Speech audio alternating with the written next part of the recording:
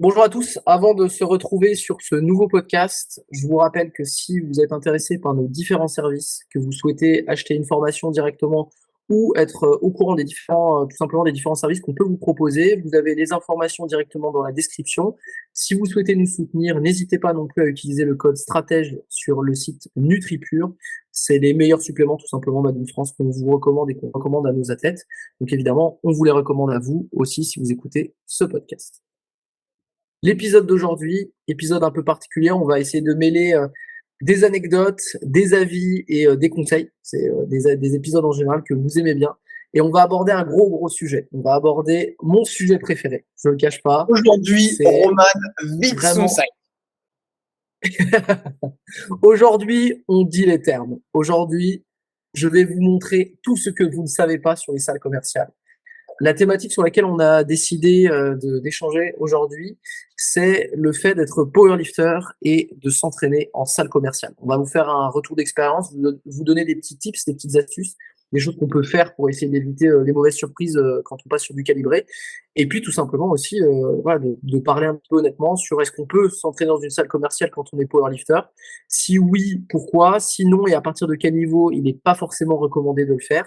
Et surtout, vu qu'on a des athlètes, et moi dans mon cas, je pense à deux athlètes qui s'entraînent à la fois dans des salles commerciales et à la fois dans des salles calibrées, des salles associatives, comment on peut faire aussi pour essayer de lisser un petit peu les transitions qui peuvent se faire si par exemple on change un petit peu d'environnement. Je commence avec une première question. Romain, pourquoi est-ce que tu ne viens plus aussi souvent dans des salles commerciales? Parce que je veux pas te voir. Ok, fin du podcast. Merci, bonne soirée à tous. Pour plein de raisons. C'est salaud de m'avoir interrogé en premier. Tu savais que j'allais sécher. Non, j'allais dire, je pense que la première raison, c'est le matériel.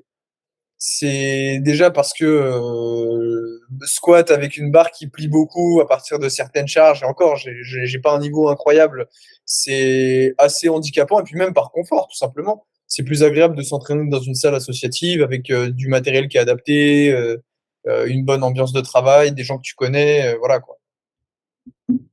Je passe volontairement assez vite parce que je sais que tu as envie de sortir tes anecdotes, Roman, donc je te repasse le micro là. Il faut que tu parles. Je le sens. Non, moi je vais passer la parole à Souley parce que je sais il a fait des passages furtifs dans des fitness parks et dans des basic fit à déraquer avec Baki sur des disques de vin dans le même rack à squat. Donc je veux connaître son avis sur les salles commerciales quand on est powerlifter. Moi, je vais voir les choses un petit peu différemment.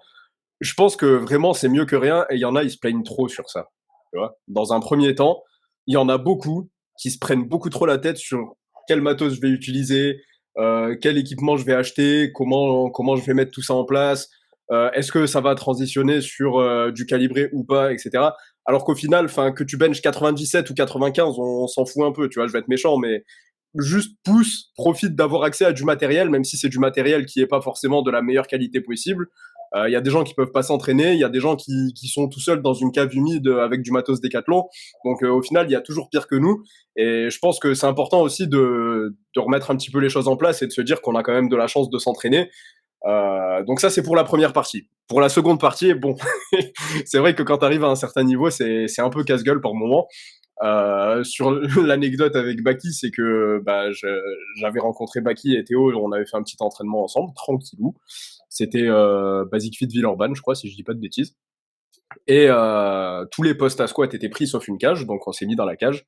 Et les différents crans de hauteur dans cette cage, ils sont énormément espacés. Il devait y avoir bien 10 centimètres entre chaque cran.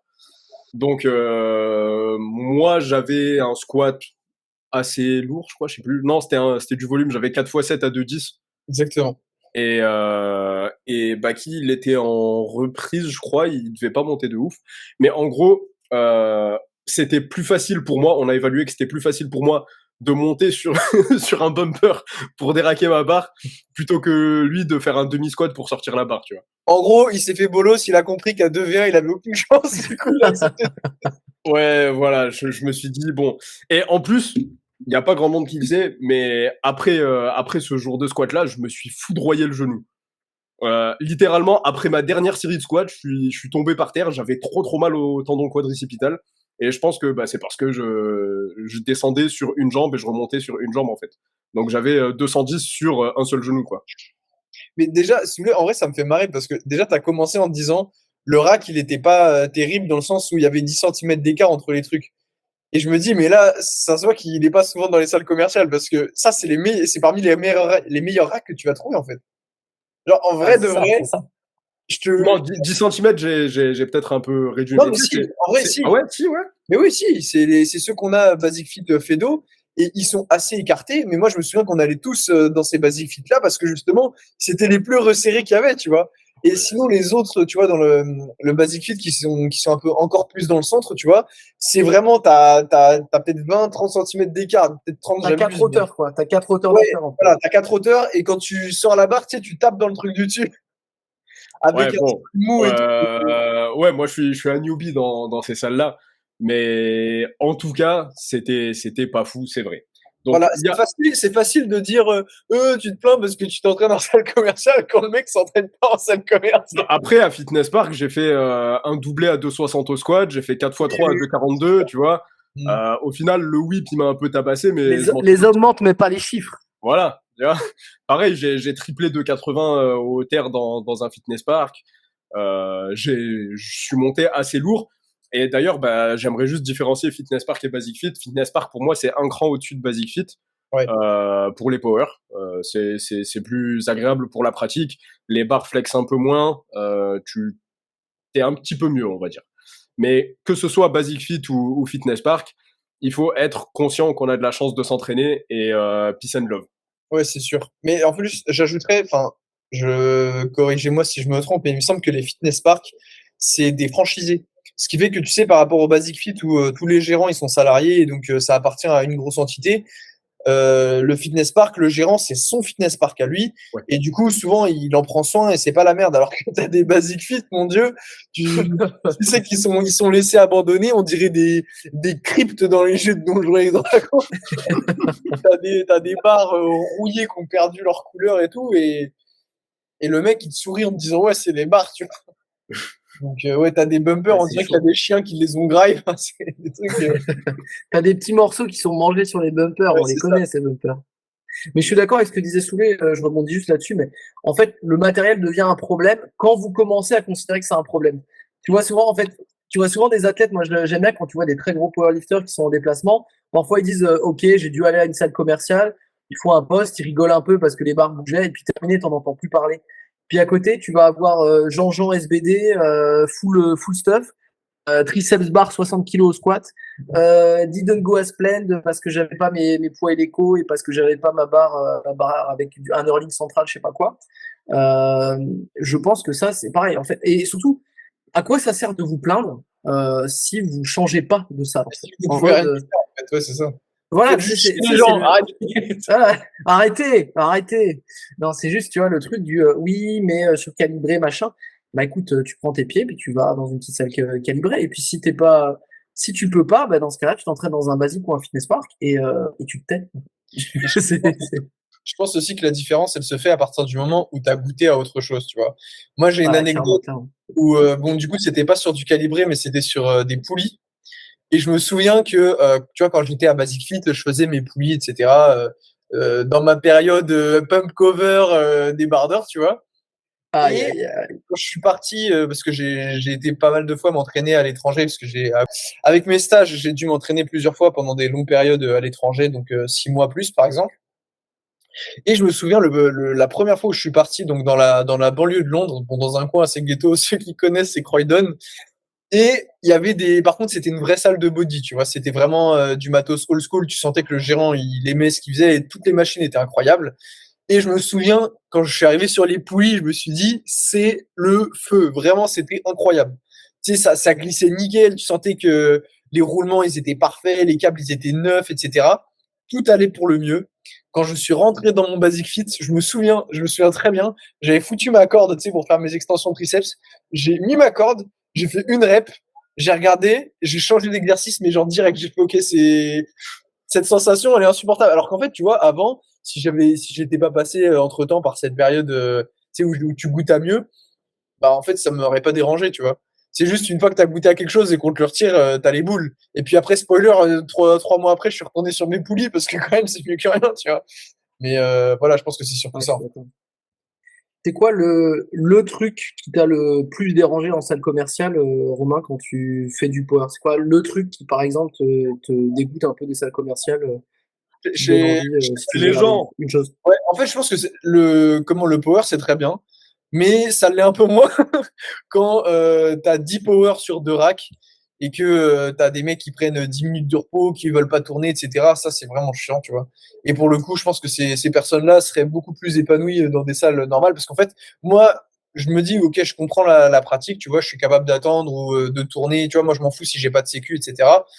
Euh, mais en fait, je vois les autres personnes, tu vois. Je me dis, les gens, ils ont envie de squat, tu sais, ils sortent du taf, etc. Ils ont envie d'un rack. Et en fait, c'est pas possible parce qu'il y a 3 mecs en singlet qui ont décidé que ce soir, c'était mort, tu vois. Et ça, je comprends que ça les gonfle. Donc, non, je pense qu'il y a ça.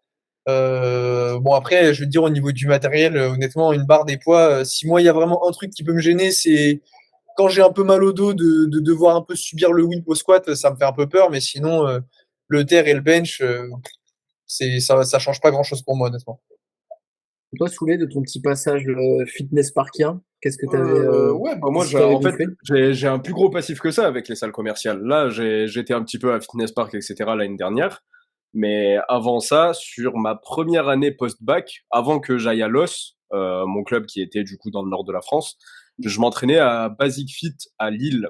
Et c'était un peu le zoo. Et moi, ce qui m'embêtait le plus, c'était la magnésie interdite, en fait. Ouais, En soi, en termes de matos, pareil, c'est toujours un peu relou, etc. Mais on s'y habitue vite et à partir du moment où on se dit qu'on n'a pas le choix de faire avec ça, bah, on passe vite à autre chose. Mais par contre, la magnésie, c'est quand même vachement indispensable. Enfin, rien n'est indispensable, mais c'est le truc le plus indispensable, on va dire. ouais, je suis d'accord avec toi. Je suis Je suis d'accord. d'accord. Et encore une fois, enfin, pareil, au niveau du matos, les premières séances, c'est compliqué, mais à partir du moment où tu t'y es fait, où tu es adapté, tu as tes repères, c'est bon, quoi. C'est ça. Mais ouais, je Je suis suis d'accord. d'accord, Moi, je suis pareil, la d'accord. La magnésie, magnésie interdite, la magnésie interdite, et puis surtout, moi, ce qui me gonfle, c'est la magnésie interdite, tu vois, pour soi-disant des raisons d'hygiène. Et à côté de ça, tu vois Jean-Jean qui vient en jean et en claquettes. Tu vois, mais ça, c'est pas ça, tu vois, il y a nos soucis, tu vois, nos soucis. ouais, Pas de serviette, tu sais, bien dégueulasse, là. mais Et, ça, je pense, mais par contre, ça, c'est OK. c'est parce que ça, c'est trop difficile à quantifier, tu vois. Tu peux pas aller voir un mec et le renifler et dire non, tu pues, c'est mort sur un. Alors que la magnésie, Ou alors, honnêtement, ou alors ton Basic Fit, il est vraiment bizarre. Si les gars font ça, c'est que c'est un il y a un truc de videur à Basic Fit. l'entrée. Non, en vrai, il y a surtout un truc, c'est que moi, j'en ai vu aussi des powers qui sortent leur magnésie liquide ou même en poudre, qu'en foutent partout et qui nettoient rien. Je comprends que ça soit chiant, tu vois. Alors moi, ça me dérange pas d'avoir une barre avec de la magnésie et tout, parce que je sais que ça va me rendre service. Mais quelqu'un qui connaît pas et tout, il voit que la barre, elle est pleine d'un liquide bizarre, là, je comprends que il ait pas envie de la prendre. Donc non, je suis d'accord, ça laisse des traces. Et puis surtout, il y en a qui font vraiment aucun effort pour nettoyer. Genre, en fait, il faut vraiment imaginer le gars, tu vois, t'as 90% des pratiquants qui sont pas des tryharders, tu vois, ils vont une fois à Basic Fit, ils font leur séance de la semaine, etc. Et à côté, t'as un mec qui arrive en wheel beat avec son talc, sa magnésie, etc. Le mec, il en fout partout. Il a tout C'est un son monster, sac, c'est un monster, sa la petite monster. canette. À tout moment, il la renverse, tu vois. C'est Haribo aussi. C'est ça. Il crie, tu vois, il a ses affaires partout, il prend tous les poids de la salle, il reste 2 heures sur le rack. En fait, je comprends qu'il fasse chier tout le monde, tu vois. Donc évidemment, là, c'est un stéréotype. La majorité des gens cochent pas toutes les cases. Mais ouais, c'est sûr que je comprends que ce soit relou, quoi. Ouais, à partir du moment où les pratiquants montrent qu'ils nettoient après leur passage, etc., là, ça devient négociable, mais il y en a beaucoup, en fait, qui se plaignent et qui, derrière, si on les laisse, eh ben, ils foutent le bordel. Donc, Ouais, c'est ça. Et en fait, là, c'est même pas une question de power, c'est une question d'éducation. Enfin, ouais, tu ouais, sais. c'est ça, c'est ça. Ouais, je suis d'accord, ça c'est une catastrophe. Moi, je vais dénoncer un autre truc aussi, parce que je crois que ça c'est un truc qu'on parle pas assez. J'en ai marre des TikTokers. Alors, je le dis tout de suite, ça me gonfle les gars qui sont en train de se surhyper, qui sont en train de jouer. Enfin, c'est la full kermesse. Et je vous vois, si vous écoutez, je pense à vous, faites attention. En fait, Où tu tout le sais, monde les va gars, flipper à Basic Fit. Ils vont voir le petit blond à lunettes qui va se pointer, qui va les regarder, dire toi t'es mort. non, non, mais tu vois, les gars où ils sont en train de se hyper, ils sont à 7 ou 10, tu vois, en train de se hyper. Et le gars, il tire 140 au terre avec des sangles. Et tu sais, il va, tu sais, je sais pas comment dire, tu sais, il va prendre de la place. Enfin, il Tu vois, va tu sais, il va pas surjouer rendre un ça peu. simple. Ouais, c'est ça. Et puis, ce qui est chiant, c'est quand tu t'entraînes, moi, je m'entraîne quasiment toujours vers 19-20 heures. En fait, il y a du monde dans la salle. Donc, Ah, tu tu m'étonnes. facilites, tu vois. Tu vois, tu facilites. T'aides à charger, t'aides à décharger, tu acceptes de tourner. Tu vois, tu rends service. Je sais pas comment dire, mais tu sais, tout le monde est là pour la même chose. Et puis surtout, voilà, je veux dire, si t'es dans ce coin-là, le coin un peu rack à squat et tout. Mais t'as toujours un peu le Jean Cassos. Moi, j'en ai un, c'est un autre zinzin, moi, il fait du crossfit. Et donc le mec, tu sais, il va faire du squat double pose, Romaleos, petite sleeves, riband, tu sais, bleu. Derrière, il enchaîne avec un push press et des tractions. Il prend 2 racks, une barre de traction. Bien fatigué, tu sais, il faut qu'il montre, tu vois. S'il montre, c'est fatigant, ça le fait chier. Et il range rien après, il se casse, tu vois. Et donc toi, t'es en train d'attendre pour une barre.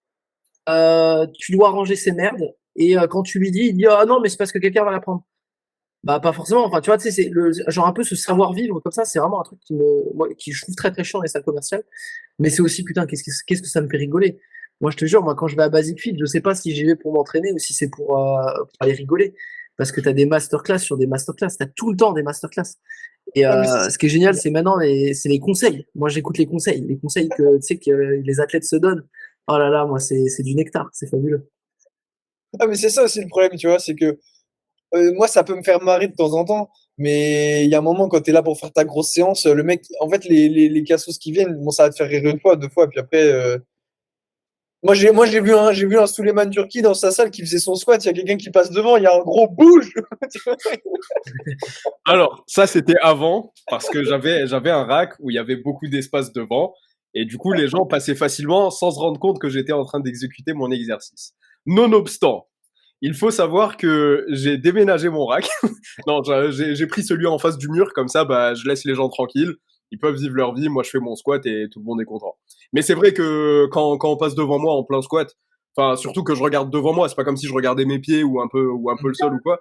Forcément, ça bouge tous mes repères et ce serait relou de fail une barre ou un PR ou un truc comme ça parce qu'il y a quelqu'un qui a pas su qu'il fallait pas passer. Tu vois. Moi, je vais te dire, j'ai eu aussi le cas une fois. Alors, j'ai eu deux cas. Donc, Basic Fit Fedo, hein, pour ceux qui connaissent, maintenant, on donne les noms. Alors, il y a eu un truc où, tu sais, les racks, c'est des espèces de trucs functional training, en fait. Et donc, bon, c'est ce que décrivait Roman. Donc, c'est un espace un peu CrossFit. Tu sais, t'as des barres de traction, t'as ton rack. Enfin, de toute façon, tu vois comment ça marche, j'imagine. Et moi, donc, je fais mon squat et il y a un mec qui vient faire des tractions, tu vois. Mais genre vraiment face à moi, genre à 20 centimètres de moi. Et je me suis dit, mais je sais pas, tu vas me faire un bisou. Genre. Je lui ai dit, mais tu sais, c'est lunaire, vraiment, tu vois. Le gars, il passe devant toi, il parle avec ses potes, et je fais, oh, je te dérange. Donc ça, c'était la première. Et après, bon, il y a des filles aussi qui font pas hyper gaffe, mais ça m'est arrivé sur un squat où tu sais les séries bien longues où t'as un cardio pas terrible, il fait chaud, il y a pas de clim et tout, il y a du monde. Et du coup, t'attends longtemps comme ça. Et ben moi, j'ai une nana qui a essayé de prendre un disque qu'il y avait sur ma barre en mode pour charger son hip thrust, tu vois. Du Waouh, coup, mais c'est vénère de ouf ça. Ah ouais, bah heureusement, t'as les stop 10, tu vois. Mais la fille, elle a cru que c'était le rack.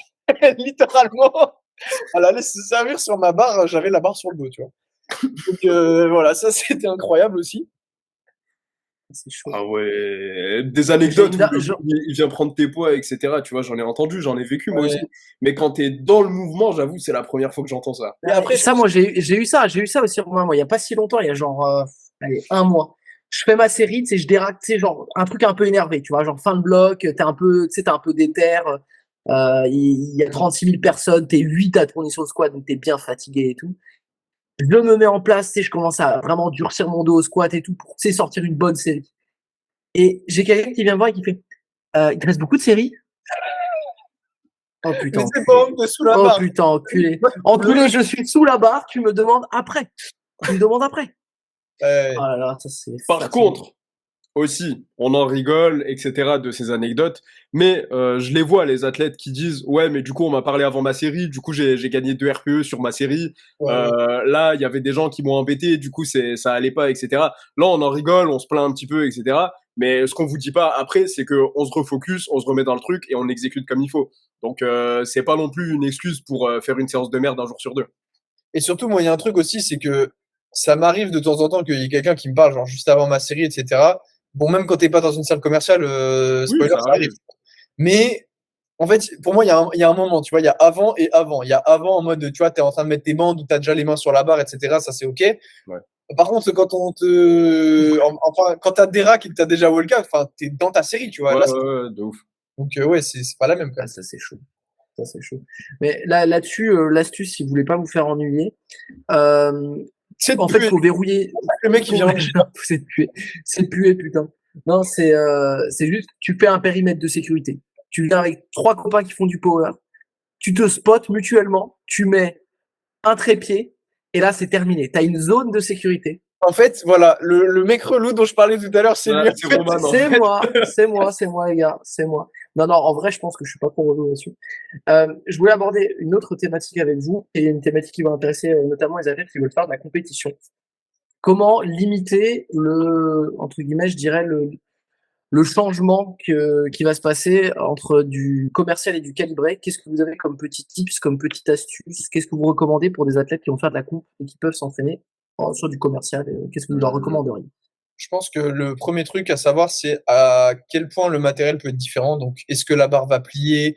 Est-ce que le banc il est à la même hauteur? Tu vois déjà ça.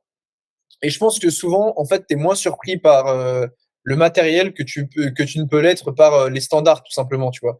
Et des trucs du style l'amplitude au squat, les ordres au bench, le verrouillage au deadlift, tout ça, c'est des trucs que tu peux déjà mettre en place en salle commerciale. Et à partir du moment où ça, c'est bon, bon, bah oui, quand tu vas arriver sur ton banc au bench, ça t'aura peut-être pas exactement le même repère, mais si déjà tu connais les ordres, que tu as l'habitude de faire des bonnes pauses, etc., en principe, tu seras moins surpris. Pareil pour le squat, la barre elle va whip un peu moins bien, enfin un peu moins à la rigueur tu seras plus à l'aise. Whip c'est la barre qui plie, hein, je précise parce que c'est quand même un peu du jargon.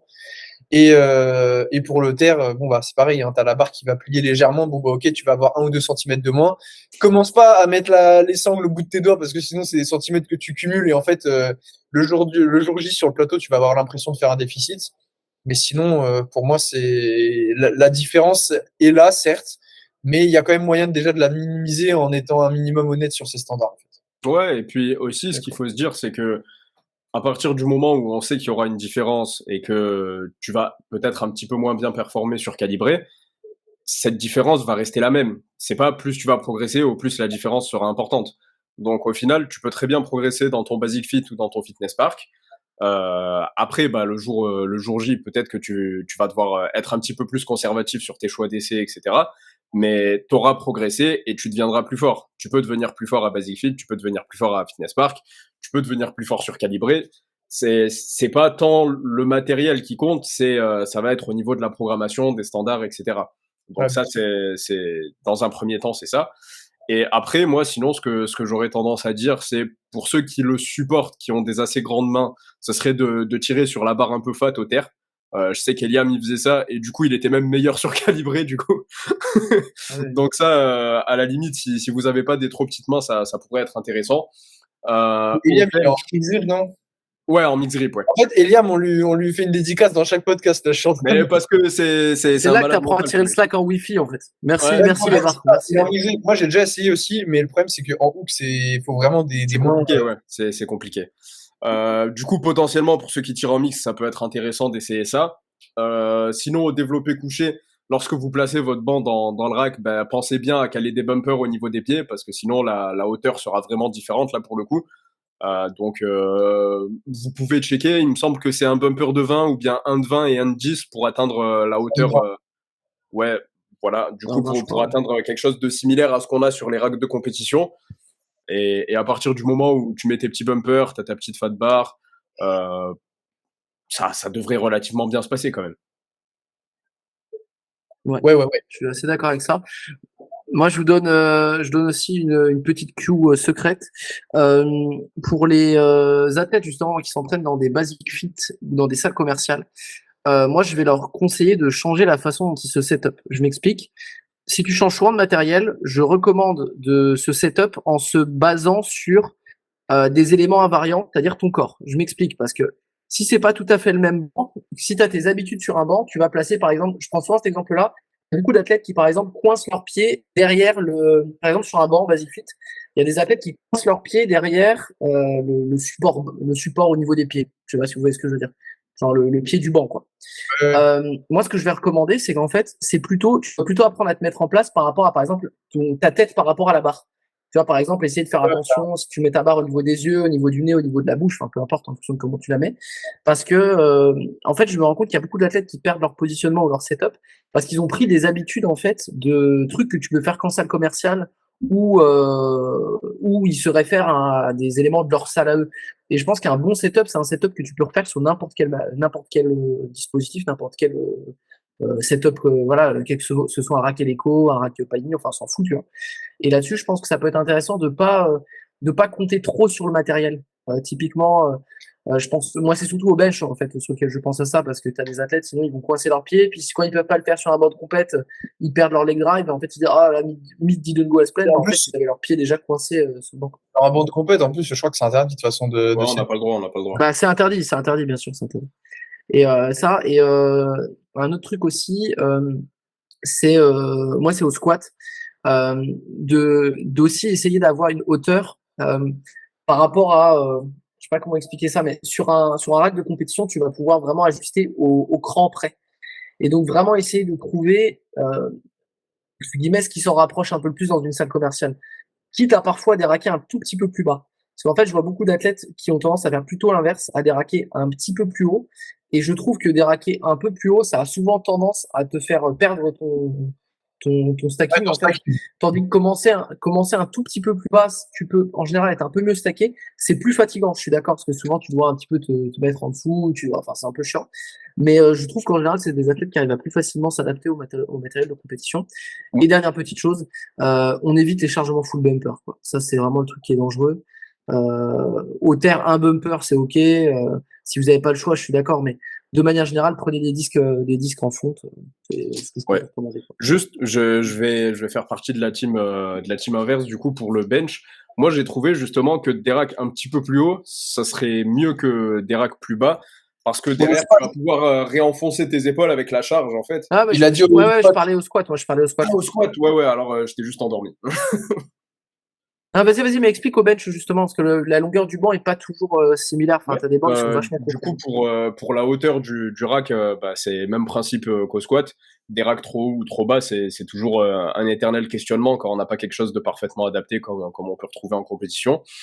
Et j'ai trouvé pour moi que la meilleure des deux solutions au développé couché, en tout cas, c'était de prendre le dérack un petit peu trop haut. On aurait tendance à se dire que c'est contre-productif parce qu'on va avoir les épaules qui sortent, on sera pas bien en place, bien ancré, etc. Mais si on prend le temps, une fois qu'on a les épaules sorties avec la barre, de les re-rentrer en se servant de cette charge en fait pour bien les ancrer, on est limite mieux en place que si on l'avait pas fait. Et c'est pour ça aussi que dans 90% des cas, lorsqu'on voit mon développé couché pour une première fois, même sur un rack calibré, eh ben, j'ai tendance à des racks un petit peu haut parce que j'aime bien et j'ai pris cette habitude-là sur ma première année à Basic Fit de sortir un petit peu les épaules. Forcément, ça va muscler un petit peu vos dentelés, brachioradiales, etc. Mais une fois que vous êtes habitué à ça, vraiment pouvoir se servir de la charge pour ancrer ses épaules, c'est quelque chose que j'aime vraiment faire. Et surtout que souvent, en fait, les athlètes qui mettent le rack trop bas, en fait, ils vont s'arranger pour être super bas en faisant une rétraction scap à l'extrême.